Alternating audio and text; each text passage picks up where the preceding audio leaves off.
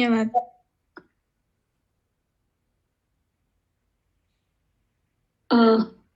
Sir महोदय ನಮಸ್ತೆ. ಎಲ್ಲರಿಗೂ ನಮಸ್ಕಾರ. ನಾವೆಲ್ಲರೂ ಕೂಡ ಒಂದು ವಿಶಿಷ್ಟವಾದಂತಹ ದಿವಸದಲ್ಲಿ, ಒಂದು ವಿಶಿಷ್ಟವಾದಂತಹ ಪರ್ವದಲ್ಲಿ ಇದ್ದೇವೆ. ಏನಾದಂತಹ ವಿಶಿಷ್ಟವಾದ ದಿವಸ, ವಿಶಿಷ್ಟವಾದ ಪರ್ವ ಅಂತ ಕೇಳಿದ್ರೆ ನಮಗೆ ಗೊತ್ತಿರೋದನ್ನ ಒಂಚೂರು ನೆನಪು ಮಾಡ್ತಾ ಇದ್ದೇನೆ ಅಷ್ಟೇ, ಹೊಸದೇನು ಇಲ್ಲ ಇಲ್ಲಿ ನಾ ಹೇಳ್ತಾ ಇರೋದು. ಇವತ್ತು ಮಾರ್ಗಶಿರ ಶುದ್ಧ ನವಮಿ. ಇನ್ನೆರಡು ದಿವಸಗಳಿಗೆ ಮಾರ್ಗಶಿರ ಶುದ್ಧ ಏಕಾದಶಿ ಬರುತ್ತೆ. ಏನಂದ್ರೆ ವಿಶೇಷತೆ ಅಂತ ಯಾರು ಕೇಳಿದ್ರೆ ನಮ್ಗೆಲ್ಲ ಗೊತ್ತಿದೆ. ಅದನ್ನ ಪ್ರಥಮ ಏಕಾದಶಿ ಅಂತಾನೂ ಕರೀತಾರೆ, ವೈಕುಂಠ ಏಕಾದಶಿ. ಅದನ್ನ ಮೋಕ್ಷದ ಏಕಾದಶಿ ಅಂತಾನೂ ಕೂಡ ಕರೀತಾರೆ. ಅವತ್ತಿನ ವಿಶೇಷ ಇರುವಂತದ್ದು ನಮ್ಗೆಲ್ಲ ಗೊತ್ತಿರತಕ್ಕಂಥ ಮತ್ತೊಂದು ವಿಶೇಷ ಅಂದ್ರೆ ಅವತ್ತು ಗೀತಾ ಜಯಂತಿ ಅಂತ ಕೂಡ ಆಚರಣೆ ಮಾಡುವಂಥದ್ದಿದೆ. ನಮ್ಮ ದೇಶದಲ್ಲಿ ಭಗವದ್ಗೀತೆಗೆ ಬಹಳ ಮೇರು ಸ್ಥಾನವನ್ನು ಕೊಟ್ಟಿದ್ದೇವೆ. ಮನುಷ್ಯನ ಜೀವಿತದ ಲಕ್ಷ್ಯ ಕೇವಲ ಸ್ವರ್ಗ ಪ್ರಾಪ್ತಿ ಮಾತ್ರವಲ್ಲ, ಆದ್ರೆ ಅದು ಆನಂದ ಪ್ರಾಪ್ತಿ ಅಂತ ಹೇಳ್ತಾರೆ. ಯಾರ್ಯಾರು ಸಣ್ಣ ಮಕ್ಕಳು ಇರ್ತೀವೋ ಅಥವಾ ಸಣ್ಣವರು ಇರ್ತೀವೋ ಸಾಮಾನ್ಯವಾಗಿ ನಮ್ಗಳಿಗೆ ಆನಂದ ಅಂದ್ರೆ ಗೊತ್ತಾಗತ್ತೆ ಅಂತಿಲ್ಲ. ತೈತ್ರಿಯ ಉಪನಿಷತ್ತಿನ ಒಂದು ಪುಟ್ಟ ಕಥೆಯನ್ನ ಹೇಳ್ತೇನೆ, ಅದ್ರ ಮೂಲಕವಾಗಿ ನಾವು ತಿಳ್ಕೊಳ್ಬಹುದು. ತಂದೆ ಮಗನಿಗೆ ಹೇಳ್ತಾನೆ, ಮಗು ನೀನು ಆನಂದ ಅಂದ್ರೆ ಏನು ಅಂತ ಹುಡ್ಕೊಂಡು ಬರಬೇಕು. ಅದು ಯಾವ ತರ ಇರಬೇಕು ಅಂದ್ರೆ ನೀನು ಯಾವುದೇ ಕೆಲಸ ಮಾಡಿದ್ರು ಸುಖ ಕೊಡ್ಬೇಕು ನಿನಗೆ, ಅದು ಬಹಳ ನಿರಂತರವಾಗಿರ್ಬೇಕು ಅಂತ ಒಂದು ವಿಚಾರ ಕತೆ ಅಂತ ಒಂದು ಸಣ್ಣ ಟಾಸ್ಕ್ ಕೊಡ್ತಾನೆ. ಮಗ ಹಂಗ ಬಹಳ ಅಲ್ಲಿ ಇಲ್ಲಿ ಎಲ್ಲ ಹುಡುಕಾಡ್ತಾನೆ, ಯಾವ್ದು ನೋಡ್ತಾನೆ, ಯಾವ್ದ್ರಲ್ಲೂ ಆನಂದ ಸಿಗತ್ತೆ ಅಂತೇನಿಲ್ಲ ಅವನಿಗೆ. ಅದಕ್ಕೋಸ್ಕರವಾಗಿ ಒಂದ್ ನಿಮಿಷ, ಈಗ ಕ್ಯಾಶ್ ಪೇ ಮಾಡ್ಬೇಕಾ?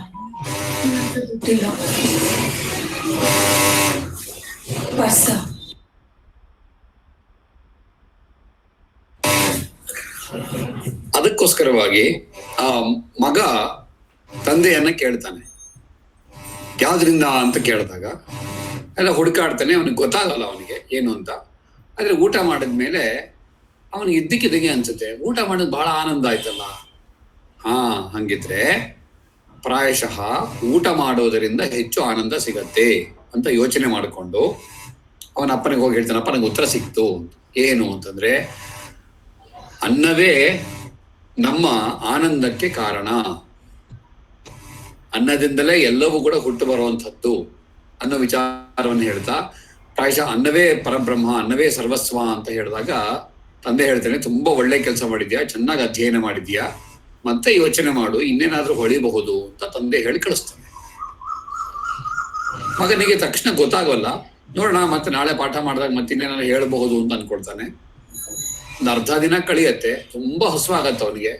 ಅವಾಗ ಅನ್ಕೊಳ್ತೇನೆ, ಹೌದಲ್ವಾ ಅಪ್ಪ ಹೇಳಿದ್ ಸತ್ಯ ಅಲ್ವಾ, ಇದೊಂದನ್ನ ಬರೀ ಆಹಾರ ಒಂದನ್ನ ಸಂತೋಷ ಅಂತ ಅಂದ್ಕೊಂಡ್ರೆ ಅದೇ ಸಂತೋಷ ಅಲ್ಲ, ಇನ್ನು ಅದು ಮಿಗಿಲಾಗಿರೋದು ಇನ್ನೊಂದು ಸಂತೋಷ ಇದೆ. ಅವಾಗ ಅನ್ಸುತ್ತೆ, ಹಂಗಿದ್ರೆ ಅನ್ನ ಅಲ್ಲ ಅಪ್ಪ ಹೇಳ್ದಂಗೆ ಸರಿ, ಅನ್ನಕ್ಕಿಂತ ಪ್ರಾಯಶಃ ನಮ್ಮ ಶರೀರವೇ ಬಹಳ ಮಿಗಿಲಾದದ್ದು.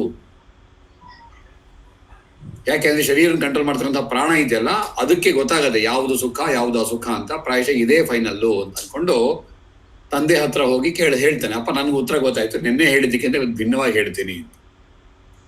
ಅನ್ನ ಜೈವ ಖಲ್ವಿಮಾನಿ ಭೂತಾನಿ ಜಾಯಂತೆ ಏನ ಜಾತಾನಿ ಜೀವಂತಿ ಅಂತೆಲ್ಲ ಮಂತ್ರಗಳು ಬರ್ತವೆ ಅದರಲ್ಲಿ, ತೈತ್ರಿಯ ಉಪನಿಷತ್ತಿನಲ್ಲಿ. ಪ್ರಾಣಗಳಿಂದಲೇ ಅನ್ನೋ ವಿಚಾರಕ್ಕೆ ಹೇಳ್ತಾನೆ. ಅಪ್ಪ ತುಂಬಾ ಒಳ್ಳೆ ಕೆಲಸ ಮಾಡಿದೆ ಮಗು, ತುಂಬಾ ಚೆನ್ನಾಗಿ ಹೇಳಿದ್ದೀಯಾ, ನೋಡಿ ಯೋಚನೆ ಮಾಡಿ ಒಂದ್ಸತಿ. ತಂದೆ ಅವನನ್ನ ಬೈಯಲ್ಲ, ಅವನನ್ನ ನಿಂದಿಸೋದಿಲ್ಲ, ಆದ್ರೆ ಅವನನ್ನ ಪ್ರೋತ್ಸಾಹ ಕೊಡ್ತಾನೆ.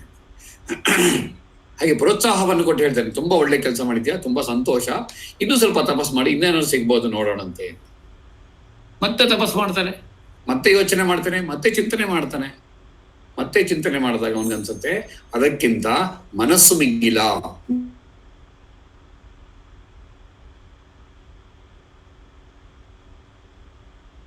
ಮನಸ್ಸೇ ಮಿಗಿಲಾಗಿರೋದು ಅನ್ನುವಂಥ ನಿರ್ಣಯಕ್ಕೆ ಬರ್ತಾನೆ. ಅಪ್ಪನಿಗೆ ಹೋಗಿ ಹೇಳ್ತಾನೆ, ಮನಸ್ಸಿಂದಲೇ ಸರ್ವಸ್ವವು ಅಂತ. ಅಪ್ಪ ಹೇಳ್ತಾನೆ, ಬಹಳ ಒಳ್ಳೆ ಕೆಲಸ ಮಾಡಿದೆ, ಮತ್ತೆ ಹೇಳ್ತೀನಿ ನಿನಗೆ, ಏನದು ಮತ್ತೇನಾದ್ರು ತಪಸ್ ಮಾಡು ಅಂತ. ಆಮೇಲೆ ಗೊತ್ತಾಗತ್ತೆ ಅವನಿಗೆ. ಹಾಗೇನಲ್ಲ, ಅದಕ್ಕಿಂತ ಮಿಗಿಲಾಗಿರ್ತಂತ ಇನ್ನೊಂದು ವ್ಯವಸ್ಥೆ ಇದೆ. ಅದೇನ್ ವ್ಯವಸ್ಥೆ ಅಂತ ಕೇಳಿದ್ರೆ, ಪ್ರಾಯಶಃ ಜ್ಞಾನ ನನ್ನಲ್ಲಿ ಇದೆ ಎಂಬತಕ್ಕಂತಹ ಜ್ಞಾನವೇ ಮಿಗಿಲಾಗಿರೋದು. ಅಪ್ಪ ಮತ್ತೆ ಹೇಳ್ತೇನೆ, ಮತ್ತೆ ತಪಸ್ ಮಾಡು, ಮತ್ತೇನೋ ಉತ್ತರ ಸಿಗಬಹುದು. ಕೊನೆಯವನು ಹೇಳ್ತೇನೆ, ಆನಂದವೇ ಎಲ್ಲಕ್ಕಿಂತ ಮಿಗಿಲಾಗಿರುವುದು. ನಮ್ಮ ದೇಶದಲ್ಲಿ ನಾವು ಹೆಚ್ಚು ಆಲೋಚನೆ ಮಾಡಿದ್ದು ಶಾಶ್ವತವಾದಂತಹ ಆನಂದದ ಬಗ್ಗೆ. ನಾವು ಅದನ್ನ ಕೈವಲ್ಯ ಪ್ರಾಪ್ತಿ ಅಂತ ಕರಿಬಹುದು, ಮೋಕ್ಷದ ಅಂತ ಕರಿಬಹುದು.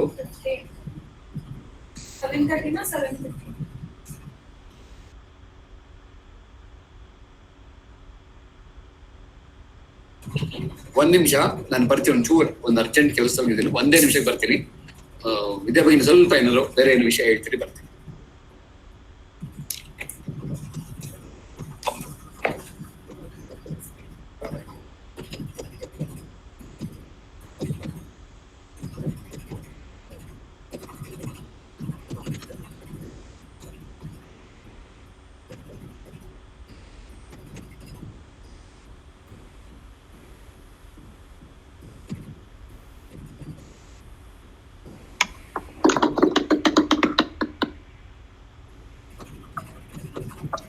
ಹರಿ ಓಂ. ಇವತ್ತಿನ ಅಮರಕೋಶದ ಕಳೆದ ಬಾರಿ ಹೇಳ್ಕೊಟ್ಟಿದ್ದನ್ನ ಇವತ್ತು ಪುನರಾವರ್ತನೆ ಮಾಡ್ತಾರೆ ಸರ್. ಮತ್ತೆ ಹೇಳ್ಕೊಡ್ತಾರೆ. ವರ್ಣಗಳದ ಬಗ್ಗೆ ಇನ್ನೊಂದ್ಸಲ ರಿಪೀಟ್ ಮಾಡ್ತಾರೆ. ಅದ್ರದ್ದು ಹಿಂದಿಂದು ಒಂದ್ಸಲ ಬೇಕಿದ್ರೆ ನಾವೆಲ್ಲ ಸೇರಿ ಒಟ್ಟಿಗೆ ಹೇಳ್ಬೋದು. ಯಾರಾದ್ರೂ ವಾಲಂಟಿಯರ್ ಮಾಡ್ತೀರಾ? ಯಾರಾದ್ರೂ ಬುದ್ಧಿರ್ ಮನೀಷಾ ಧೀವರ್ಗದಿಂದ ಒಂದ್ಸಲ ಎಲ್ಲ ರಿಪೀಟ್ ಮಾಡ್ಬೋದು.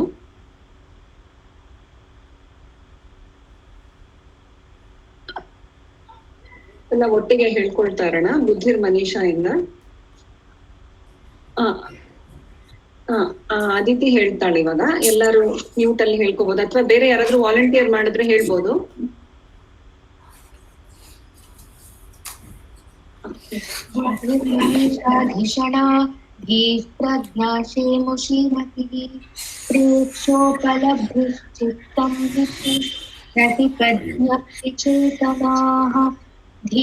धीर्धारणावती मेधा संकल्पः कर्म मानसम् अवधानं समाधानं प्रणिधानं तथैव च चित्ता भोगो मनस्कारः चर्चा संख्या विचारणा विमर्शो भावना चैव वासना च निगद्यते अध्याहारस्तर्कऊः विचिकित्सा तु संशयः सन्देहद्वापरौ चाथ समौ निर्णयनिश्चयौ मिथ्या दृष्टिर्नास्तिकता व्यापादो द्रोहचिन्तनम् समौ सिद्धान्तराद्धान्तौ भ्रान्तिर्मिथ्यावसिद्धमः संविदाभूतविज्ञानं नियमाश्रवसंश्रवाः अङ्गीकाराद्युपगमा प्रतिश्रवसमाधयः मोक्षे धीर्ज्ञानमन्यत्र विज्ञानं शिल्पशास्त्रयोः मुक्तिः कैवल्यनिर्वाणश्रेयो निश्चयसामृतम् मोक्षोपवर्गोऽर्थाज्ञानम् अविद्याहं मतिस्त्रियां रूपं शब्दो गन्धरसस्पर्शाश्च विषया अमी गोचर इन्द्रियार्थाश्च विषीकं विषयीन्द्रियम् कर्मेन्द्रियं तु पायिवादि मनो नेत्रादिन्द्रियम् सुवरस्तु कषायोस्त्री मधुरो लवणः कटुः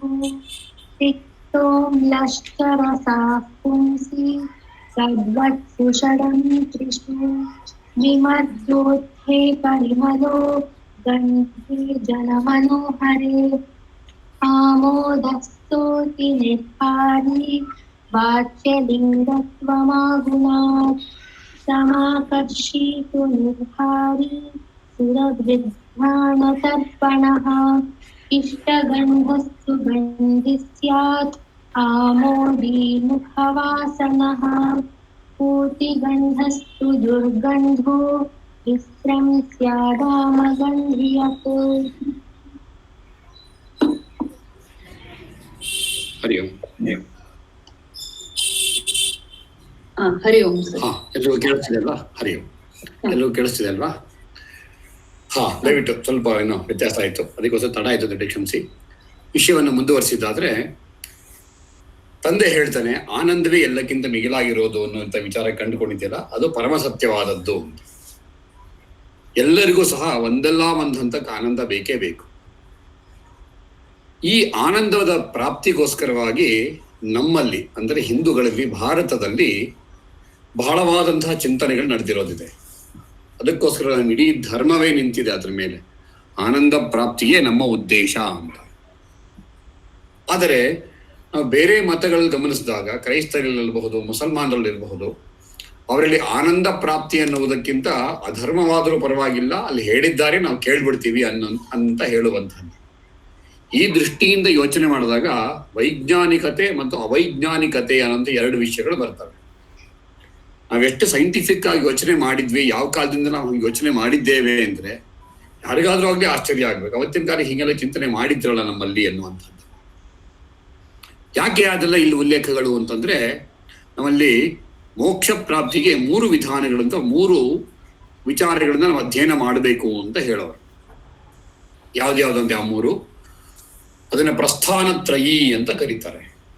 ಮೊದಲನೇದಾಗಿರೋದು ಬ್ರಹ್ಮಸೂತ್ರಗಳು, ಎರಡನೇದಾಗಿರ್ತಕ್ಕಂಥದ್ದು ಉಪನಿಷತ್ತುಗಳು, ಅಥವಾ ಮೊದಲು ಉಪನಿಷತ್ತುಗಳು, ಆಮೇಲೆ ಬ್ರಹ್ಮಸೂತ್ರಗಳು, ಅದಾದ್ಮೇಲೆ ಬರುವಂಥದ್ದು ಭಗವದ್ಗೀತೆ. ನಾವು ಭಗವದ್ಗೀತೆ ಬಗ್ಗೆ ತುಂಬಾ ಕೇಳಿದ್ದೀವಿ. ಭಗವದ್ಗೀತೆಯನ್ನ ಹೇಳಿದ್ದು ಶ್ರೀಕೃಷ್ಣ ಪರಮಾತ್ಮ. ಶ್ರೀಕೃಷ್ಣ ಹೇಳಿದ್ದದನ್ನ ಅರ್ಜುನನಿಗೆ ಎಲ್ಲಿ ಹೇಳಿದ್ದು ಅಂತ ಕೇಳಿದ್ರೆ ಯುದ್ಧ ಭೂಮಿಯಲ್ಲಿದ್ದಾಗ ಹೇಳಿದ್ದಿದ್ದು. ಈಗ ಒಬ್ಬ ಕವಿ ತುಂಬಾ ಚೆನ್ನಾಗಿ ಹೇಳ್ತಾನೆ, ಜಿಸಕೆ ಸೈನಿಕ ಸಮರ ಭೂಮಿ ಮೇ ಗಾಯಾ ಕರತಿ ಗೀತಾ ಹೇ ಅಂತ. ಸಮರ ಭೂಮಿಯೇ ಆದರೂ ಕೂಡ ಗೀತೆಯಂತಹ ಶ್ರೇಷ್ಠವಾದಂತಹ ಸಂಗೀತ ನಮ್ಮ ದೇಶದಲ್ಲಿ ನಮ್ಮ ಎಲ್ಲ ಜನರಿಗೂ ಸಹ ಸಿಕ್ಕದಂಥದ್ದು ನಮ್ಮ ದೇಶದ ಭಾಗ್ಯ. ಹಾಗಿದ್ರೆ ಏನಿದು ಭಗವದ್ಗೀತೆ ಅಂತ ಕೇಳಿದ್ರೆ ನಮ್ಗೆಲ್ಲ ಮಾಹಿತಿ ಇದೆ, ಆದ್ರೂ ಮತ್ತೆ ನೆನಪಿಗೋಸ್ಕರ ಹೇಳ್ತಾ ಇದ್ದೇನೆ. 700 ಶ್ಲೋಕಗಳನ್ನ 18 ಅಧ್ಯಾಯಗಳಲ್ಲಿ ವಿಂಗಡಣೆ ಮಾಡಿ ಕೊಟ್ಟಿರುವಂಥದ್ದು ನಮಗೆಲ್ಲ ಕಾಣಿಸುತ್ತೆ. ಅರ್ಜುನನಿಗೆ ಯುದ್ಧ ಮಾಡುವಾಗ ಮನಸ್ಸಿಗೆ ಒಂದು ದುಃಖ ಆಯ್ತು, ಒಂದು ಕ್ಲೇಶ ಆಯ್ತು, ಒಂದು ಸಂಕಟ ಆಯ್ತು. ರಥವನ್ನು ತಗೊಂಡು ಮಧ್ಯದಲ್ಲಿ ನಿಲ್ಸು ಅಂತ ಕೇಳ್ಕೊಂಡ. ಹಾಗೆ ನಿಲ್ಸಿದಾಗ ಎಲ್ಲ ತನ್ನ ಬಂಧುಗಳನ್ನೇ ನೋಡ್ತಾನೆ. ಇಲ್ಲಿರೋದರೆಷ್ಟು ಜನ ತನ್ನದೇ ಬಂಧುಗಳು, ಅವರೆಲ್ಲರನ್ನು ಕೂಡ ಕೊಂದು ನಾನು ರಾಜ್ಯವನ್ನ ಆಳಿ ಯಾವ ಉದ್ಧಾರ ಮಾಡಬೇಕು ಅಂತ ಹೇಳಿದಾಗ ಶ್ರೀಕೃಷ್ಣ ತನ್ನ ವಿಚಾರವನ್ನ ಪ್ರಾರಂಭ ಮಾಡ್ತಾನೆ, ಭಗವದ್ಗೀತೆಯನ್ನು ಪ್ರಾರಂಭ ಮಾಡ್ತಾನೆ. ಅದಕ್ಕೆ ಇದರಲ್ಲಿ ಮೊದಲನೇ ಅಧ್ಯಾಯದ ಹೆಸರು ನಮ್ಗೆಲ್ಲ ಗೊತ್ತಿದೆ, ಅರ್ಜುನ ವಿಷಾದ ಯೋಗ. ಎರಡನೇದಾಗಿರೋದು ಸಾಂಖ್ಯ ಯೋಗ, ಮೂರನೇದಾಗಿರೋದು ಕರ್ಮಯೋಗ, ಮತ್ತು ನಾಲ್ಕನೇದು ಜ್ಞಾನ ಯೋಗ. ಕರ್ಮಯೋಗದಲ್ಲಿ ಬಹಳ ಸೊಗಸಾಗಿ ಹೇಳ್ತಾನೆ, ನಿನ್ನ ಕರ್ತವ್ಯವನ್ನು ನೀನ್ ಮಾಡೋದು ನಿನ್ ಕೆಲಸ, ನೀನು ಹುಟ್ಟಿರೋದು ನಿನ್ನ ಕರ್ತವ್ಯವನ್ನ ಮಾಡೋದಕ್ಕೆ. ಅದಕ್ಕೋಸ್ಕರವಾಗಿ ಕರ್ತವ್ಯವನ್ನ ಮಾಡಬಾರದು ಅಂತಿಲ್ಲ, ಅಥವಾ ಕರ್ತವ್ಯದಿಂದ ಏನೇನೋ ಆಗ್ಬಿಡ್ತೀನಿ ಯೋಚನೆ ಮಾಡಕ್ ಹೋಗ್ಬೇಡ. ಕರ್ತವ್ಯ ಮಾಡುವುದಷ್ಟೇ ನಿನ್ನ ಕೆಲಸ, ಫಲಾಫಲಗಳನ್ನ ದೈವಕ್ಕೆ ಬಿಟ್ಬಿಟ್ಟು ನಿಂದೇನು ಕೆಲಸ ಇಲ್ಲ ಅಲ್ಲಿ. ಕರ್ತವ್ಯವನ್ನ ಮಾಡಬೇಕು. ಅದು ಹೇಗೆ ಮಾಡಬೇಕು ಅನ್ನೋದ್ರ ಜ್ಞಾನ ಯೋಗದಲ್ಲಿ ಅದನ್ನ ಅರಿತುಕೊಂಡು ಮಾಡಬೇಕು. ಒಂದ್ಸತಿ ಜ್ಞಾನ ಪ್ರಾಪ್ತಿ ಆದ್ಮೇಲೆ ಕರ್ಮದ ಹಿಂದೆ ಬೀಳಬೇಕು ಅಂತ ಏನಿಲ್ಲ. ಕರ್ಮ ಸನ್ಯಾಸ ಯೋಗ, ಧ್ಯಾನವನ್ನು ಯೋಚನೆ ಮಾಡಬೇಕು, ವಿಜ್ಞಾನವನ್ನು ಯೋಚನೆ ಮಾಡಬೇಕು. ಅಕ್ಷರ ಅಂತಂದ್ರೆ ಪರಬ್ರಹ್ಮನ ಚಿಂತನೆಯನ್ನ ಮಾಡಬೇಕು. ಆ ಸನ್ನಿವೇಶದಲ್ಲಿ ಅಕ್ಷರ ಪರಬ್ರಹ್ಮ, ರಾಜಗುಹ್ಯ, ರಾಜವಿದ್ಯಾ ಯೋಗ ಇತ್ಯಾದಿ ಎಲ್ಲ ಕೂಡ ಹೇಳಿದ ಮೇಲೆ 11ನೇ ಅಧ್ಯಾಯ ಬಂದಾಗ ವಿಶ್ವರೂಪ ದರ್ಶನವನ್ನ ಕೊಡ್ತಾನೆ. ವಿಶ್ವರೂಪ ದರ್ಶನ ಯೋಗ ಅಂತಾನೆ ಆ ಯೋಗದ ಹೆಸರು. ಆಮೇಲೆ ಯಾರ್ಯಾರಿಗೆ ಸ್ವಲ್ಪ ಸೈನ್ಸ್ ಬಗ್ಗೆ ಎಲ್ಲ ಆಸಕ್ತಿ ಇದೆ, ಸ್ವಲ್ಪ ದಯವಿಟ್ಟು ಇದೆಲ್ಲಗಳ ಭಗವದ್ಗೀತೆಯನ್ನ ಓದಿ. ಆಮೇಲೆ ಹಿರೋಶಿಮಾ ನಾಗಸಾಕಿ ಮೇಲೆ ಯಾವಾಗ ಹೈಡ್ರೋಜನ್ ಬಾಂಬ್ಗಳನ್ನ ಹಾಕದ್ರಲ್ಲ, ಅಟಮಿಕ್ ಎಕ್ಸ್ಪ್ಲೋಷನ್ ಏನಾಯ್ತಲ್ಲ, ಅದು ಬಾಂಬಿನ ಅಮೆರಿಕದವ್ರು ಹಾಕದ್ರಲ್ಲ, ಆ ಟೈಮಲ್ಲಿ ಆದಂತಹ ವಿಚಾರಗಳನ್ನ ಸ್ವಲ್ಪ ಗಮನಿಸಿ. ಒಂದೇ ಹೊತ್ತಿಗೆ 1000 ಸೂರ್ಯರು ಹುಟ್ಟಿದ್ರೆ ಎಷ್ಟು ದೊಡ್ಡ ಎನರ್ಜಿ ರಿಲೀಸ್ ಆಗಬಹುದೋ ಅಷ್ಟು ದೊಡ್ಡ ಎನರ್ಜಿಯನ್ನ ನೋಡದೆ ಅನ್ನೋದನ್ನ ಅಲ್ಲಿ ಒಬ್ಬ ಇವ್ರು ಹೇಳ್ತಾನೆ, ವಿಜ್ಞಾನಿ ಹೇಳ್ತಾನೆ. ವಿಜ್ಞಾನಿ ಹೇಳಿದ ಕಾರಣಕ್ಕೋಸ್ಕರವಾಗಿ ಆ ವಿಜ್ಞಾನಿ ಅವನು ಹೇಳ್ತಾನೆ, ಅದೇ ವಿಷಯ ಇಲ್ಲಿ ಉಲ್ಲೇಖ ಕಾಣ್ತೀರಿ ನೀವು. ವಿಜ್ಞಾನಿಯೊಬ್ಬ ಹಂಗೆ ಹೇಳ್ತಾನೆ, ಶ್ರೀಕೃಷ್ಣ ಈ ತರಹದೊಂದು ಹೇಳ್ತಾನೆ, ಏನು ಸಂಬಂಧ ಅಂತ ಕೇಳಿದ್ರೆ 1000 ಸಹಸ್ರ ಸೂರ್ಯರ ಒಟ್ಟಿಗೆ ಹುಟ್ಟುದು ಎಷ್ಟು ಎನರ್ಜಿ ರಿಲೀಸ್ ಆಗ್ಬೋದು ಅನ್ನೋದನ್ನ ಭಗವದ್ಗೀತೆಯಲ್ಲಿ ಕೂಡ ಒಂದು ಉಲ್ಲೇಖ ಕಾಣ್ತೀವಿ ನಾವು.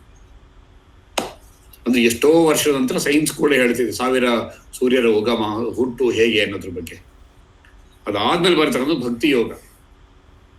ಮನುಷ್ಯನಿಗೆ ಭಕ್ತಿ ಅನ್ನೋದು ಹೇಗೆ ಯಾವ ತರ ಇರಬೇಕು ಅನ್ನೋದು ತುಂಬಾ ಸೊಗಸಾಗಿ ತಿಳಿಸ್ಕೊಡ್ತಕ್ಕಂಥದ್ದು. ನನ್ನ ಕ್ಷೇತ್ರ ಮತ್ತು ಕ್ಷೇತ್ರಜ್ಞ ಯೋಗ ತುಂಬಾ ಸೊಗಸಾಗಿರ್ತಕ್ಕಂಥದ್ದು. ಅದನ್ನು ಗುಣತ್ರಯ ವಿಭಾಗ ಯೋಗ ಅಂತಿದೆ. 15ನೇ ಅಧ್ಯಾಯ ಪುರುಷೋತ್ತಮ ಪ್ರಾಪ್ತಿ ಯೋಗ.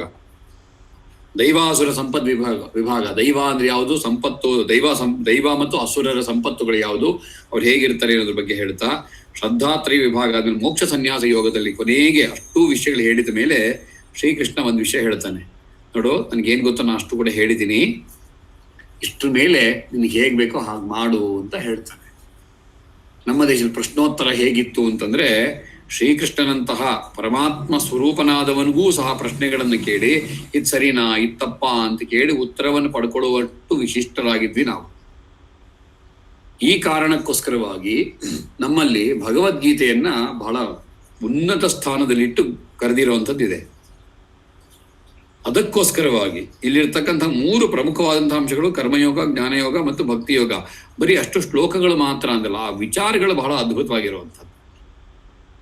ನಾವೆಲ್ಲರೂ ಕೂಡ ಗೀತಾ ಜಯಂತಿಯ ಹೊಸ್ತಿಲಿನಲ್ಲಿದ್ದೇವೆ. ನಾವು ಗೀತಾ ಜಯಂತಿನ ಆಚರಣೆ ಮಾಡುವುದು ಹೇಗೆ ಅಂತ ಕೇಳಿದ್ರೆ, ಒಂದು ದೇವರ ಪೂಜೆಯನ್ನ ಮಾಡಿ ಎಲ್ಲೊಂದ್ಗಡೆ ದೇವರೇ ನಂಗೆ ಒಳ್ಳೆ ಬುದ್ಧಿ ಕೊಡಪ್ಪ, ನಂಗೆ ಸಂಪತ್ತು ಕೊಡಪ್ಪ ಅಂತ ಕೇಳ್ತೀವಿ ಅನ್ನೋದಕ್ಕಿಂತ, ಗೀತಾ ಜಯಂತಿಯ ದಿವಸ ನಾವೆಲ್ಲರೂ ಕೂಡ ಕನಿಷ್ಠ ಅಂತ ಹೇಳ್ಬೇಕಾದ್ರೆ ಕನ್ನಡದಲ್ಲಿ ಹೇಳಿದ್ರೆ ಮಿನಿಮಮ್ ಅಂತ ಅರ್ಥ. ಕನಿಷ್ಠ 1 ಅಧ್ಯಾಯವನ್ನಾದ್ರೂ ಅವತ್ತಿನ ದಿನ ಹೇಳಬೇಕು. ಅದಕ್ಕೆ ಕೆಲವರು ಓದಬೇಕು ಅಂತಾರೆ. ಓದುವುದಕ್ಕೂ ಹೇಳುವುದಕ್ಕೂ ಅಂತರ ಇದೆ. ಹಾಡನ್ನ ಹೇಳಬೇಕು ಅಂತ ಹೇಳಿದಾಗ ಸುಮ್ಮನೆ ಹೇಗೋ ಏನು ಹೇಳಲ್ಲ. ಹಾಡನ್ನ ಓದಬೇಕು ಅಂದ್ರೆ ಹೆಂಗಿರುತ್ತೆ? ಆ ದೃಷ್ಟಿಯಿಂದ ಏನು ಚಿಂತೆ ಮಾಡಕ್ ಕಾರಣ ಇಲ್ಲ. ಯಾಕೆ ನಮ್ಗೆ ವಿಚಾರ ಅರ್ಥ ಆಗ್ಬೇಕು, ಅದು ಜ್ಞಾನವನ್ನ ಕೊಡುವಂಥದ್ದು. ಅಂತಹ ಭಗವದ್ಗೀತೆಯ ಯಾವ್ದಾದ್ರು 1 ಅಧ್ಯಾಯವನ್ನ ನಾವು ಅವತ್ತಿನ ದಿನ ಆರಿಸಿಕೊಂಡು, ಇವತ್ತು ಬುಧವಾರ, ಗುರು ಶುಕ್ರವಾರವೇ ಇರೋದ್ರಿಂದಾಗಿ ಇದು ಈ ತರಗತಿ ಆದ ಮೇಲೆ ಒಂದ್ ಸ್ವಲ್ಪ ಅಭ್ಯಾಸ ಮಾಡೋಣಂತೆ. ನಾಳೆ ಕೂಡ ಸ್ವಲ್ಪ ಅಭ್ಯಾಸ ಮಾಡಿ ಶುಕ್ರವಾರದ ದಿನ ಒಂದಾದ್ರೂ ಗೀತೆಯ ಅಧ್ಯಾಯವನ್ನ ಅಧ್ಯಯನ ಮಾಡಬೇಕು, ಅದನ್ನ ಹೇಳಬೇಕು. ನಮ್ಮ ದೇಶದಲ್ಲಿ ಹಬ್ಬಗಳನ್ನ ಆಚರಣೆ ಮಾಡ್ತಕ್ಕಂಥ ವಿಧಾನವೇ ಈ ತರಹದ್ದು. ಕೇಕ್ ಕತ್ತರಿಸ್ಬಿಟ್ಟು ಹೊಡ್ಡಬ್ಬ ಮಾಡಿದ್ವಿ ಅಂತ ಏನ್ ಮಾಡಿದ್ರಿ ಅಲ್ಲಿ ಏನೂ ಇರ್ಲಿಲ್ಲ. ವಾಸ್ತವಕ್ಕೆ ಹಿರಿಯರ ಆಶೀರ್ವಾದನ ಪಡ್ಕೊಳ್ಬೇಕು, ಎಲ್ಲರಿಗೂ ಒಳ್ಳೆಯದನ್ನ ಹೇಳಬೇಕು, ಈ ತರದೆಲ್ಲ ಕಲ್ಪನೆಗಳು ನಮ್ಮಲ್ಲಿ ಇತ್ತು. ಆದ್ದರಿಂದಾಗಿ ಗೀತಾ ಜಯಂತಿಯ ಈ ಪರ್ವದಲ್ಲಿ ನಾವೆಲ್ಲರೂ ಕೂಡ ಈ ಶ್ರೇಷ್ಠವಾದಂತಹ ಗೀತೆಯನ್ನ ನಾವು ಒಂದಾದ್ರೂ ಅಧ್ಯಾಯವನ್ನ, ಕನಿಷ್ಠ 1 ಅಧ್ಯಾಯವನ್ನ, ಅವಕಾಶ ಇದ್ರೆ ಇನ್ನು ಹೆಚ್ಚಿನ ಅಧ್ಯಾಯಗಳನ್ನ ಅಧ್ಯಯನ ಮಾಡೋಣಂತೆ, ಒಂದಷ್ಟು ವಿಷಯಗಳು ತಿಳ್ಕೊಳ್ಳೋಣಂತೆ. ಇದಕ್ಕೆ ಮೂಲವಾಗಿರ್ತಕ್ಕಂತಹ ನಮ್ಮ ಭಾರತೀಯ ಸಂಸ್ಕೃತಿಯನ್ನ ಎಲ್ಲ ಕಡೆ ಬಿತ್ತರಿಸುವಂತಹ ಪ್ರಯತ್ನ ಮಾಡುತ್ತೆ. ಅದಕ್ಕೆ ಸಾಧನವಾಗಿರ್ತಕ್ಕಂತಹ ಸಂಸ್ಕೃತವನ್ನ ಎಲ್ಲ ಕಡೆ ಪಸರಿಸುವಂತಹ ಪ್ರಯತ್ನವನ್ನ ಮಾಡೋಣಂತೆ. ಸಂಸ್ಕೃತಿಗೋಸ್ಕರವಾಗಿ ನಾನೇನೋ ಮಾಡಬೇಕು ಎಂಬತಕ್ಕಂಥ ಒಂದು ಸಂಕಲ್ಪವನ್ನ ಮಾಡೋಣಂತೆ. ತನುಮನ ಧನ ಪುರಸ್ಸರವಾಗಿ ನಾವು ಸಂಸ್ಕೃತದ ಏಳಿಗೆಗೋಸ್ಕರವಾಗಿ ಏನಾದ್ರು ಮಾಡೋಣಂತೆ. ಅದು ಅವತ್ತಿನ ಸಂಕಲ್ಪವಾಗಲಿ ಅಂತ ಹೇಳಿ ನಾನೇನ್ ಹೇಳಬೇಕು ಅನ್ಕೊಂಡಿದ್ದೆ ಅದಷ್ಟು ಕೂಡ ಹೇಳಿದ್ದೇನೆ. ಅಮರಕೋಶದ ತರಗತಿಗೂ ಇದಕ್ಕೂ ಏನ್ ಸಂಬಂಧ ಅಂತ ಕೇಳಿದ್ರೆ, ಸಂಸ್ಕೃತದಾದ್ದರಿಂದಾಗಿ ಇರ್ತಕ್ಕಂಥವ್ರು ಎಲ್ಲರೂ ಕೂಡ ಇದಕ್ಕೆ ಪೂರಕವಾದಂತಹ ಮನಸ್ಸುಳ್ಳವರಾದ್ದರಿಂದಾಗಿ ಇದನ್ನ ಹೇಳಬಹುದು ಅಂತ ಅಂದ್ಕೊಂಡು ಹೇಳಿದೆ. ದಯವಿಟ್ಟು ಎಲ್ಲರೂ ಇದ್ರ ಬಗ್ಗೆ ಚಿಂತನೆ ಮಾಡಬೇಕು ಅಂತ ಅಷ್ಟೇ ಹೇಳಿ ಇವತ್ತಿನ ತರಗತಿನ ಆರಂಭ ಮಾಡೋದಕ್ಕೆ ತಮ್ಮೆಲ್ಲರ ಅನುಮತಿಯನ್ನ ಕೇಳಿಕೊಳ್ತೀನಿ. ಆರಂಭ ಮಾಡೋಣ ಅಲ್ವಾ? ಕಳೆದ ತರಗತಿಯಲ್ಲಿ ಈ ವಿಷಯ ಎಲ್ಲ ಆಗಿದೆ. ಆದ್ರೂ ಮತ್ತೊಮ್ಮೆ ಅದನ್ನು ನೆನಪು ಮಾಡಿಕೊಂಡು ಮುಂದೆ ಹೋಗೋಣಂತೆ. ಹೇಳುವಂಥವ್ರು ಯಾರು? ಮೀನಲ್ ಅಂತ. ಮೀನಲ್. ನಮಸ್ತೆ. ನಮಸ್ತೆ. ಶುಕ್ಲ ಶುಭ್ರ ಶುಚಿ ಶ್ವೇತ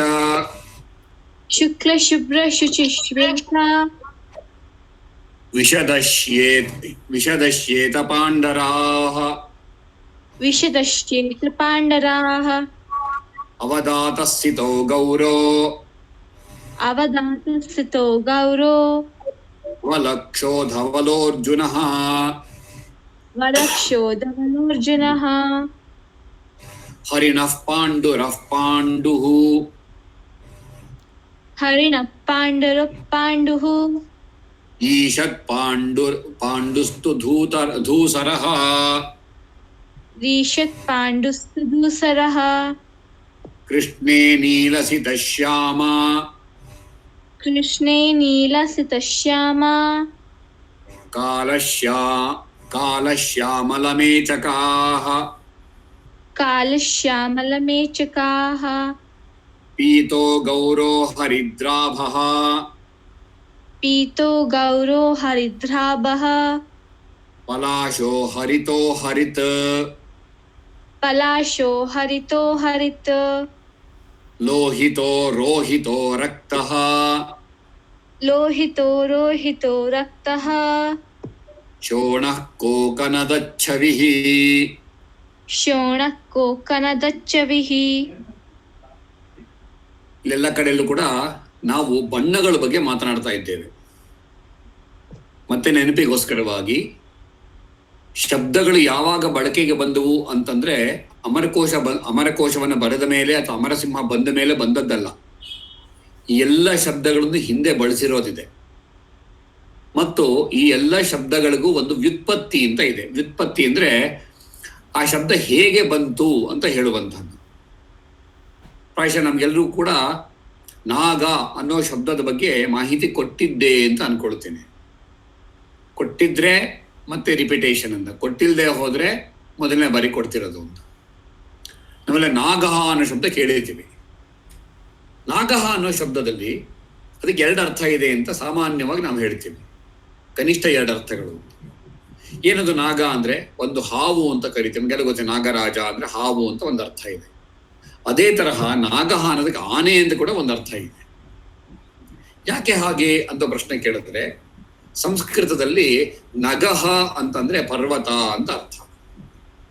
ನಗೆ ಚರತಿ ಇತಿ ನಾಗಹ, ನಗೆ ಭವತೀತಿ ನಾಗಹ ಅಂತ 2 ತರಹದಲ್ಲಿ ವ್ಯುತ್ಪತ್ತಿ ಕೊಡ್ಬೋದು ಅದಕ್ಕೆ.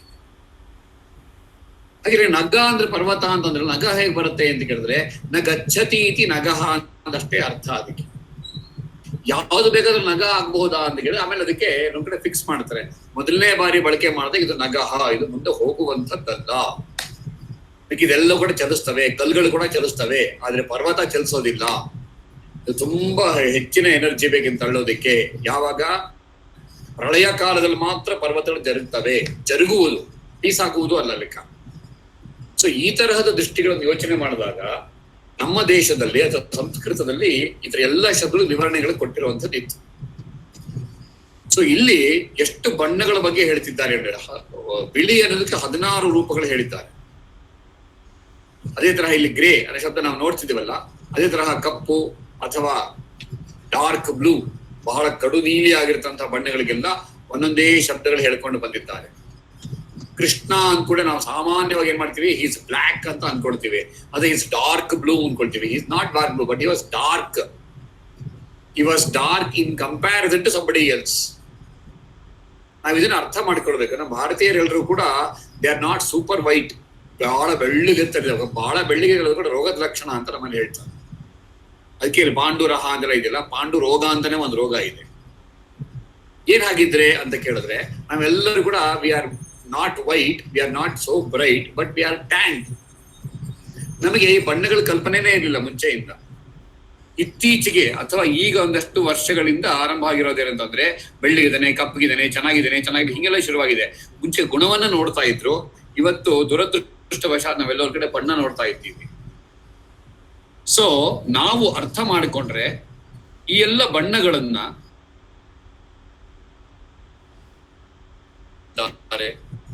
ಹಳದಿ ಇರಬಹುದು, ಹಸಿರಿರಬಹುದು, ಕೆಂಪಿರಬಹುದು, ಇದೆಲ್ಲವೂ ಕೂಡ ಎಷ್ಟು ವಿಶಿಷ್ಟವಾದಂತಹ ಕಲ್ಪನೆಗಳನ್ನ ನಮ್ಮಲ್ಲಿ ಕೊಟ್ಟಿದ್ರು ಅಂತ ನಮ್ಗೆ ಗೊತ್ತಾಗತ್ತೆ. ಮುಂದೆ ಅದರಲ್ಲೇ ಇರ್ತಂದ್ರೆ ಬೇರೆ ಬೇರೆ ವೇರಿಯೇಷನ್ಸ್ ಏನೇನ್ ಬರ್ತೇವೆ ಅಂತ ನೋಡ್ತಾ ಹೋಗ್ಬಿಡುತ್ತೆ. ಅವ್ಯಕ್ತರಾಗಸ್ತ್ವರುಣಃ,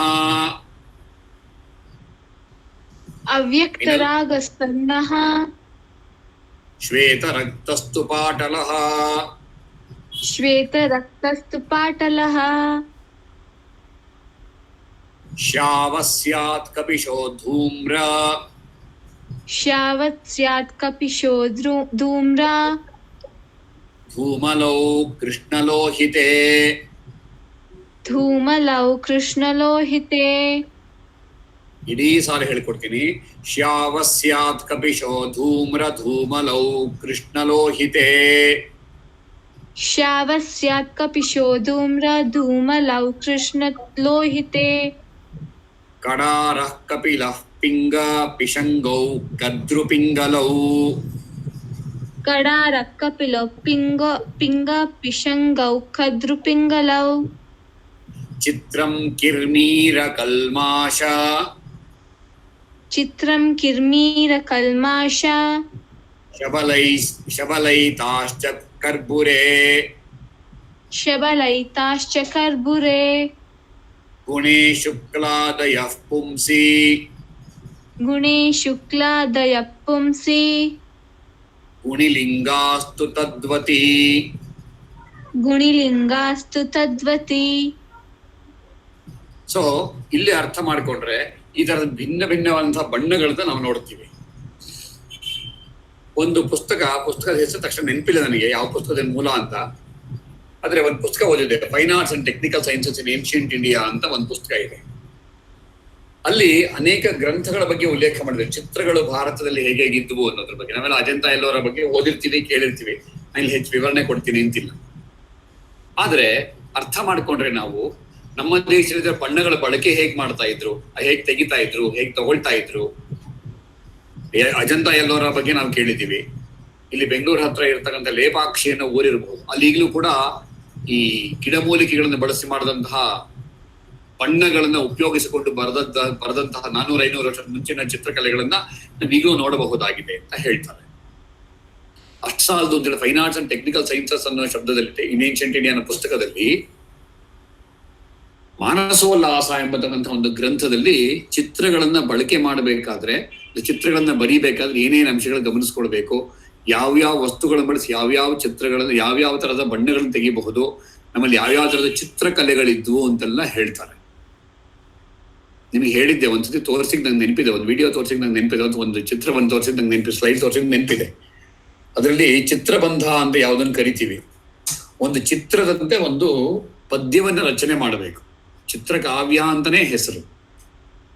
ಇನ್ ಕೆಲವು ಕವಿಗಳು ಪದ್ಯಗಳನ್ನ ಬರೆದಾಗ ಒಂದು ಪಿಕ್ಚರ್ ಬರೆಯೋ ತರಹ ಇರುತ್ತೆ. ಅದು ಆ ಚಿತ್ರವನ್ನ ಬರೆದಾಗ ಬರೀ ಚಿತ್ರ ಮಾತ್ರ ಅಲ್ವಲ್ಲ, ಬಣ್ಣವೂ ಸೇರ್ಬೇಕು ತಾನೆ ಅದಕ್ಕೆ.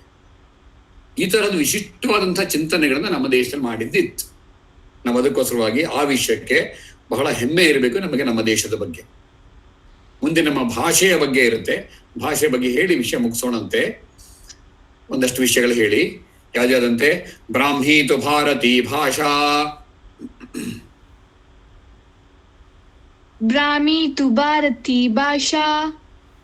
ಇಲ್ಲಿ ಗಮನಿಸ್ಬೇಕು, ಬಾ ಹೇಳಬಾರ್ದು, ಭಾ ಮಹಾಪ್ರಾಣ ಹೇಳಬೇಕು. ಬ್ರಾಹ್ಮೀ ತು ಭಾರತೀ ಭಾಷಾ. ಬ್ರಾಹ್ಮೀ ತು ಭಾರತೀ ಭಾಷಾ. ಗೀರ್ವಾಗ್ವಾಣಿ ಸರಸ್ವತಿ. ಗೀರ್ವಾಗ್ವಾಣಿ ಸರಸ್ವತಿ. ಬ್ರಾಹ್ಮೀ ತು ಭಾರತೀ ಭಾಷಾ. ಬ್ರಾಹ್ಮೀ ತು ಭಾರತೀ ಭಾಷಾ. ಗೀರ್ವಾಗ್ವಾಣಿ ಸರಸ್ವತಿ. ಗೀರ್ವಾಗ್ವಾಣಿ ಸರಸ್ವತಿ. ವ್ಯಾಹಾರ ಉಕ್ತಿರ್ಲಪಿತಂ. ವ್ಯಾಹಾರ ಉಕ್ತಿರ್ಲಪಿತಂ. ವ್ಯಾಹಾರ ಉಕ್ತಿರ್ಲಪಿತಂ. ವ್ಯಾಹಾರ ಉಕ್ತಿರ್ಲಪಿತಂ. ಭಾಷಿತಂ ವಚನಂ ವಚಃ. ಭಾಷಿತಂ ವಚನಂ ವಚಃ. ಅಪಭ್ರಂಶೋ ಅಪಶಬ್ದಃ. ಅಪಭ್ರಂಶೋ ಅಪಶಬ್ದಃ. ಅಪಭ್ರಂಶೋ ಅಪಶಬ್ದಃ. ಅಪಭ್ರಂಶೋ ಅಪಶಬ್ದಃ. ಸ್ಯಾಚ್ಛಾಸ್ತ್ರೇ ಶಬ್ದಸ್ತು ವಾಚಕಃ. ಸ್ಯಾಚ್ಛಾಸ್ತ್ರೇ ಶಬ್ದಸ್ತು ವಾಚಕಃ. ಸ್ಯಾತ್ ಶಾಸ್ತ್ರೇ ಶಬ್ದಸ್ತು ವಾಚಕಃ. ಸ್ಯಾಚ್ಛಾಸ್ತ್ರೇ ಶಬ್ದಸ್ತು ವಾಚಕಃ. ಸೌಲಭ್ಯಕ್ಕೋಸ್ಕರವಾಗಿ ಬಿಡಿಸಿಟ್ಟಿದ್ದೀನಿ, ಒಟ್ಟಿಗೆ ಹೇಳ್ಕೊಡ್ತೀನಿ. ಈಗ अपभ्रंशोपशब्दः स्यात् शास्त्रे शब्दस्तु वाचकः। अपभ्रंशो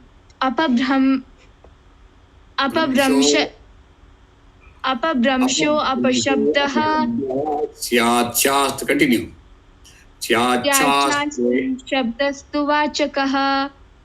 तिङ्सुबन्त च यो वाक्यम् तिङ्सुबन्त च यो वाक्यम् क्रिया वा कारकान्विता। क्रिया वा कारकान्विता। ಈ ಮುಂಚೆ ಬ್ರಾಹ್ಮಿ ಭಾರತಿ ಅನ್ನೋದೆಲ್ಲೂ ಕೂಡ ಭಾಷೆಗೆ ಸಂಬಂಧಪಟ್ಟಿದ್ದು ಅಂತ ಕೇಳಿದ್ವಿ. ಇಲ್ಲಿಂದ ಮುಂದೆ ಬಂದಾಗ ಕೆಲವೆಲ್ಲ ಭಾಷೆಗಳು ಕೆಲಸದ ಶಬ್ದಗಳೆಲ್ಲ ಹಿಂದೆ ಮುಂದೆ ಆಗ್ಬಿಟ್ಟಿರ್ತವೆ. ಅದಕ್ಕೋಸ್ಕರವಾಗಿ ಅದನ್ನು ಅಪಭ್ರಂಶ ಅಂತ ಕರೀತಾರೆ, ಅದು ಅಪಶಬ್ದ ಅಂತೆಲ್ಲ ಕರೀತಾರೆ ಅದನ್ನು. ಆದರೆ ಸಂಸ್ಕೃತ ಭಾಷೆಯನ್ನು ಸ್ವಲ್ಪ ಅರ್ತಿರ್ತಕ್ಕಂಥ ನಮ್ಮಗಳಿಗೆ ಈ ಎಲ್ಲ ವಿಷಯಗಳು ಗೊತ್ತಿರ್ತವೆ. ಸಂಸ್ಕೃತಕ್ಕೂ ಇಂಗ್ಲಿಷ್ಗೂ ಇರ್ತಕ್ಕಂಥ ಒಂದು ಸ್ಟ್ರೈಕಿಂಗ್ ಡಿಫ್ರೆನ್ಸ್. ನಮ್ಗೆ ಯಾಕೆ ಕೆಲಸ ಸಂಸ್ಕೃತ ಕಷ್ಟವಾಗತ್ತೆ ಅನ್ನೋದಕ್ಕೆ ಇದಕ್ಕಿಂತ ಉದಾಹರಣೆ ಬೇಡ. ನಾವೆಲ್ಲ ಕೇಳಿದ್ದೀವಿ ಏನಂತ, ಸಂಸ್ಕೃತದ ಇಂಗ್ಲಿಷ್ನಲ್ಲಿ 8 ತರಹದಲ್ಲಿ ನಿಮಗೆ ಗ್ರಾಮರ್ ಬಗ್ಗೆ ಹೇಳ್ತಾರೆ. Nouns, pronouns, adjectives, adverbs, verb, preposition, conjunction, interjection ಅಂತ 8 ತರಹದಲ್ಲಿ ಗ್ರಾಮ್ಯಾಟಿಕಲ್ ಪಾರ್ಟ್ಸ್ ಅಂತ ಹೇಳ್ತಾರಲ್ಲಿ. ಇಡೀ ಇಂಗ್ಲಿಷ್ ನಿಂತಿರುವಂತಹದ್ದೇ ಪ್ರಿಪೊಸಿಷನ್ಸಿನ ಮೇಲೆ. ನೆನಪಲ್ಲಿ ಇಟ್ಕೊಳ್ಳೋಣಂತೆ. ಪ್ರಿಪೊಸಿಷನ್ ಏನ್ ಹೇಳುತ್ತೋ ಅದಕ್ಕೆ ಅನುಗುಣವಾಗಿ ನೀವೆಲ್ಲ ಯೋಚನೆ ಮಾಡಬೇಕು. ಪ್ರಿಪೊಸಿಷನ್ ಎಲ್ಲಿರುತ್ತೋ ಅದಕ್ಕೆ ಸಂಬಂಧಪಟ್ಟಂತಹ ಶಬ್ದಗಳನ್ನೇ ಆಲೋಚನೆ ಮಾಡಬೇಕು. ಆದರೆ ಸಂಸ್ಕೃತದ ವಿಶೇಷತೆ ಇರೋದೇನೆ ಇದು ಎಕ್ಸಾಕ್ಟ್ಲಿ ದ ಆಪೋಸಿಟ್. ಅಂದ್ರೆ ನಾವೆಲ್ಲ ಪೋಸ್ಟ್ ಪೊಸಿಷನ್ ಮಾಡ್ತೀವ ಅಂದ್ರೆ ಬರೀ ಪೋಸ್ಟ್ ಪೊಸಿಷನ್ ಮಾತ್ರ ಅಲ್ಲ. ಸಂಸ್ಕೃತ ನಿಂತಿರುವುದು ಸಫಿಕ್ಸ್ಗಳ ಬೇಸ್ ಮೇಲೆ. ನಮಗೆ ಶಬ್ದ ಗೊತ್ತಿರಲಿ, ಪ್ರಿಪೊಸಿಷನ್ ಅಂದ್ರೆ they have a different meaning.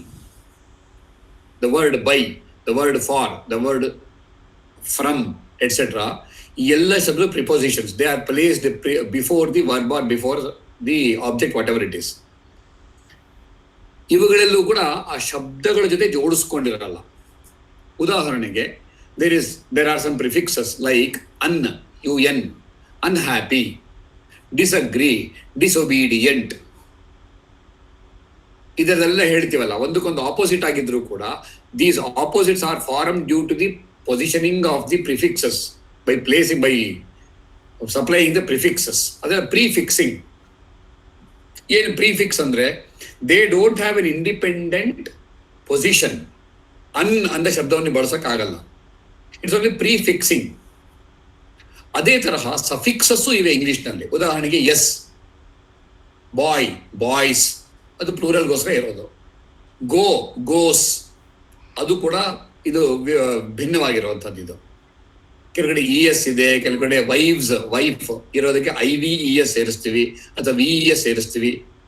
Wolf ಅಂತ ಬಂದಾಗ ವುಲ್ವ್ಸ್ ಅಂತ ಹೇಳ್ತೀವಿ. ಈ ಥರದೆಲ್ಲ ಎಲ್ಲ ಕೂಡ ಸಫಿಕ್ಸಸ್. ಆದರೆ ಇಡೀ ಸಂಸ್ಕೃತ ಭಾಷೆ ಅಥವಾ ಮುಕ್ಕಾಲ್ಪಾಲು ಭಾಷೆ ಸಂಸ್ಕೃತ ನಿಂತಿರುವಂಥದ್ದು ಪ್ರತ್ಯಯಗಳ ಬೇಸ್ ಮೇಲೆ.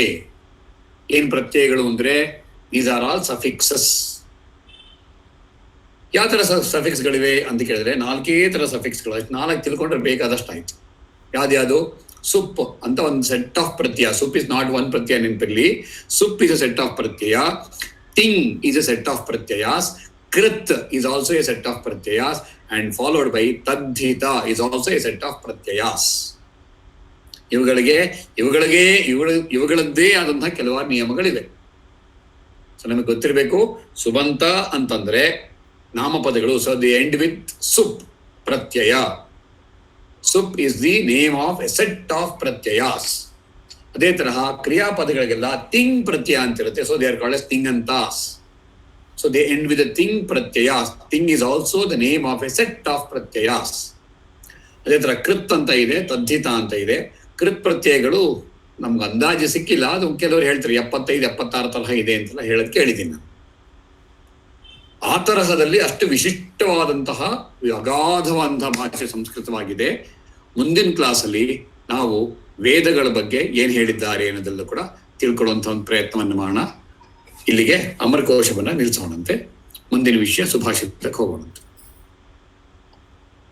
नमस्ते हरि ओम् गीता भगिनी सुभाषितं नमस्ते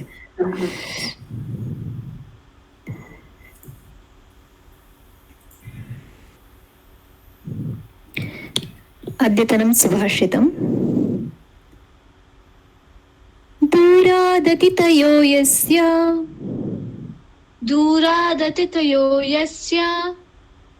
गृहमायान्ति निर्वृताः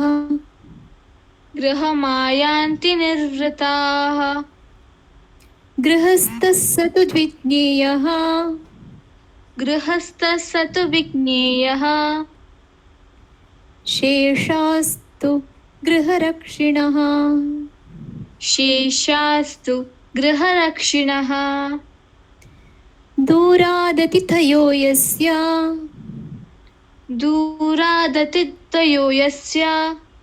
गृहमायान्ति निर्वृताः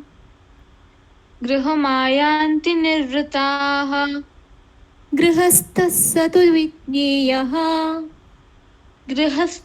तु विज्ञेयः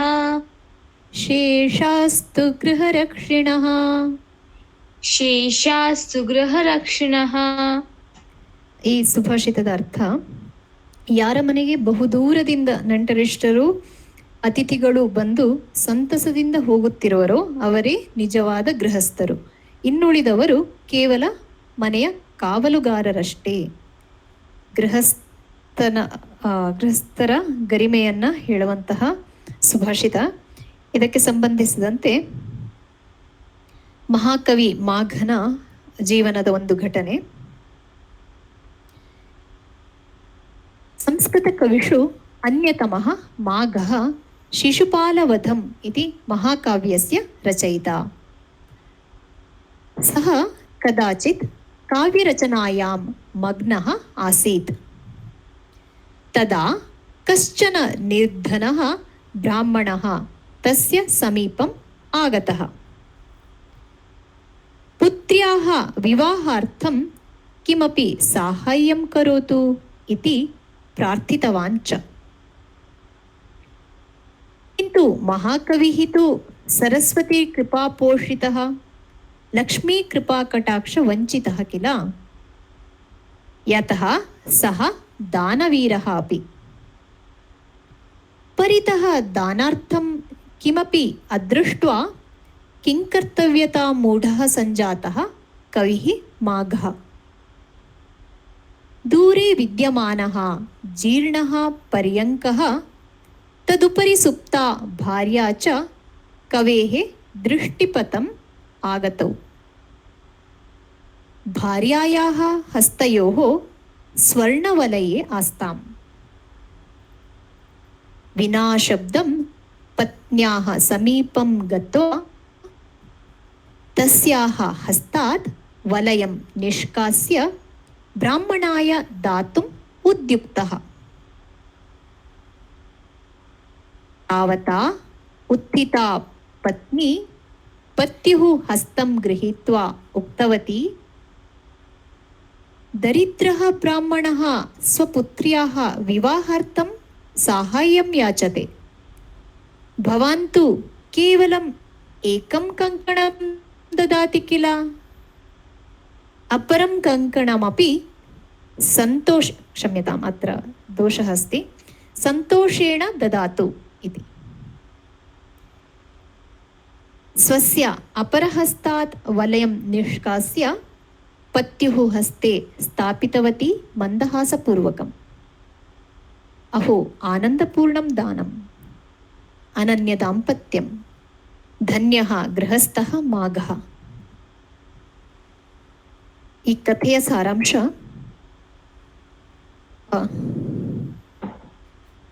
ಶಿಶುಪಾಲವಧಂ ಅನ್ನುವಂತಹ ಮಹಾಕಾವ್ಯವನ್ನು ರಚಿಸಿದಂತಹ ಮಹಾಕವಿ ಮಾಘ ಒಮ್ಮೆ ಅವನು ಕಾವ್ಯ ರಚನೆಯನ್ನ ಮಾಡ್ತಾ ಇರಬೇಕಾದ್ರೆ ಒಬ್ಬ ನಿರ್ಧನನಾದ ಬ್ರಾಹ್ಮಣನು ಅವನ ಹತ್ತಿರ ಬರ್ತಾನೆ. ತನ್ನ ಪುತ್ರಿಯ ವಿವಾಹಕ್ಕೋಸ್ಕರ ಏನಾದರೂ ಸಹಾಯ ಮಾಡಿ ಅಂತ ಅವನನ್ನು ಕೇಳ್ಕೊಳ್ತಾನೆ. ಮಹಾಕವಿ ಆ, ಸರಸ್ವತಿ ಕೃಪಾ ಪೋಷಿತನಾದರೂ ಲಕ್ಷ್ಮೀ ಕೃಪಾ ಕಟಾಕ್ಷ ವಂಚಿತನು. ಅಂದರೆ ಅವನು ಬಹಳ ದಾನವೀರನಾಗಿದ್ದರಿಂದ ತಾನು ಸಂಪಾದಿಸಿದ್ದನ್ನೆಲ್ಲ ದಾನ ಮಾಡ್ತಾ ಇದ್ದ, ಬಹುಪಾಲನ್ನು ದಾನ ಮಾಡ್ತಾ ಇದ್ದ. ಆದ್ದರಿಂದ ದಾನಕ್ಕಾಗಿ ಏನು ಕೊಡಲಿ ಅಂತ ಸುತ್ತಲೂ ನೋಡಬೇಕಾದ್ರೆ ಏನೂ ಕಾಣದೆ ಇನ್ನೇನು ಮಾಡಬೇಕು ಅಂತ ಅರಿಯದೆ ದಿಕ್ಕು ತೋಚದಂತ.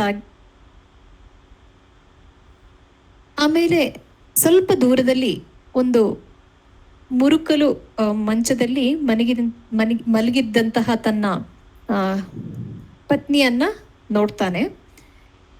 ಅವಳ 2 ಕೈಗಳಲ್ಲಿ ಒಂದೊಂದು ಬಂಗಾರದ ಬಳೆ ಇತ್ತು. ಒಡನೆ ಅದೇನು ಹೊಳಿತೋ ಅವನು ಪತ್ನಿಯ ಬಳಿಗೆ ನಿಶ್ಶಬ್ದವಾಗಿ ಹೋಗಿ ಅವಳ ಒಂದು ಕೈಯಿಂದ ಮೆಲ್ಲನೆ ಒಂದು ಬಳೆಯನ್ನು ತೆಗೆದು ಬ್ರಾಹ್ಮಣನಿಗೆ ಕೊಡಬೇಕು, ಇನ್ನೇನು ಕೊಡಬೇಕು ಅನ್ಬೇಕಾದ್ರೆ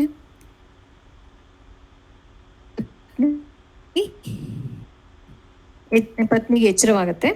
ಅವಳು ಪತಿಯ ಕೈ ಹಿಡಿದು ಹೇಳ್ತಾಳೆ, ಒಬ್ಬ ಬಡ ಬ್ರಾಹ್ಮಣ ತನ್ನ ಮಗಳ ಮದುವೆಗೋಸ್ಕರ ಸಹಾಯವನ್ನ ಕೇಳ್ತಾ ಇದ್ದಾನೆ. ನೀವಾದ್ರೂ ಒಂದೇ ಒಂದು ಬಳೆಯನ್ನ ಕೊಡ್ತಾ ಇದ್ದೀರಲ್ಲ, ಇನ್ನೊಂದು ಬಳೆಯನ್ನು ಸಂತೋಷದಿಂದ ಕೊಡಿ ಅಂತ ಹೇಳಿ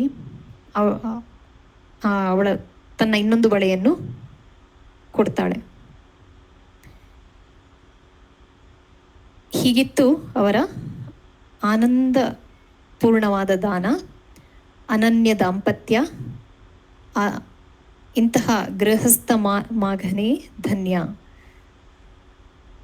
ದೂರಾದತಿಥಯೋ ಯಸ್ಯ ಗೃಹಮಾಯಾಂತಿ ನಿರ್ವೃತಾಃ ಗೃಹಸ್ಥಃ ಸತು ವಿಜ್ಞೇಯಃ ಶೇಷಾಸ್ತು ಗೃಹರಕ್ಷಿಣಃ.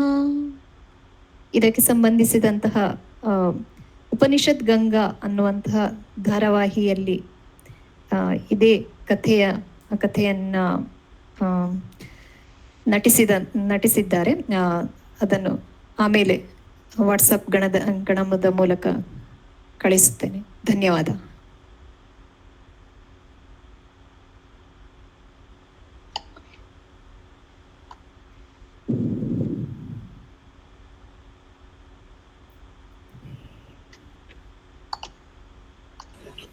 ಶಾಂತಿ ಮಂತ್ರ.